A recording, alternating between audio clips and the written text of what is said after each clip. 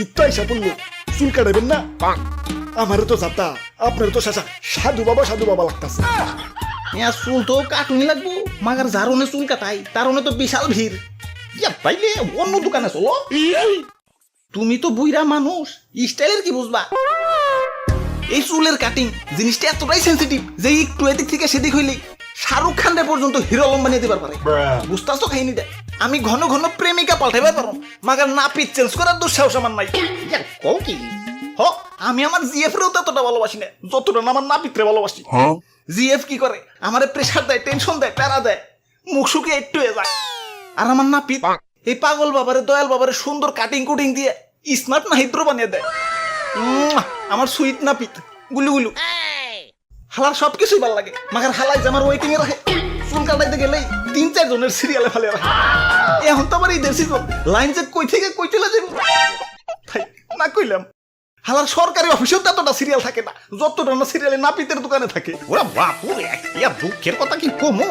ইয়া জুয়ান কালে চুল কাটাইতে গেছি, নাপিত কয়েকজনের পরেই দিতাছি 5 মিনিট একটু বসেন। আমি 2 মিনিট পর চা খাই আইসাথি, ইয়া সিটে আর একজন বইসা পড়ছে। এই রাজনীতিবিদরাও তো ক্ষমতার চেয়ার নিয়ে ইয়া তো কারাকারি করে না, ইয়া যতটা না নাপিতের দোকানের ইয়া চেয়ার নিয়ে কারাকারি করে। ঠিক কইছো দাদু, এমনিতে সচরাচর নাপিতের চেয়ার ফাঁকা পাইবা না। তুমি যদি সেই লেভেলের ভাগ্যবান হও তাইলে তুই একবার ফাঁকা পাইতে পারো। আমি ভাই একবার ফাঁকা পাইছিলাম ভাই। কও কি? পরে নাপিতে কইলো কেবলমাত্র দোকান খুললাম, একটু জিরাইবার দাও। আমি 1.5 মিনিট ঘুরে আসার পর দেখি 3-4 জনের সিরিয়াল পেরে গেছে।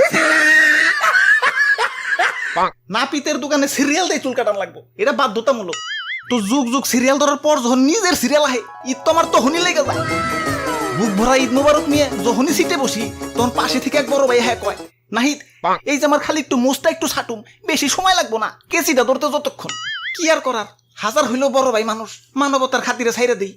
উমা পরে দেই হালায় মুছের লগে লগে চুল দাড়ি বুক বগল আন্ডারগ্রাউন্ড সব সাইডে ফেলায়। তুই চুল কাটবি আমার কইতি, দেখ আমি সিট ছাড়ি নাকি? তুই মিছা কথা কইলি কেলা? ভাই ঠান্ডা ভাই ঠান্ডা হন, চলেন চুল কেটাহি। ওই আমি হইলাম নাপিত, the most powerful man in the society. বেকার থেকে বিসিএস ক্যাডার, শিল্পী থেকে শিল্পপতি, ব্যারিস্টার থেকে মন্ত্রী মিনিস্টার, সবাই আমার সামনে মাথা নত করে থাকে। চাইলে আবার ডাইনে বামে কাইতো করা পারি।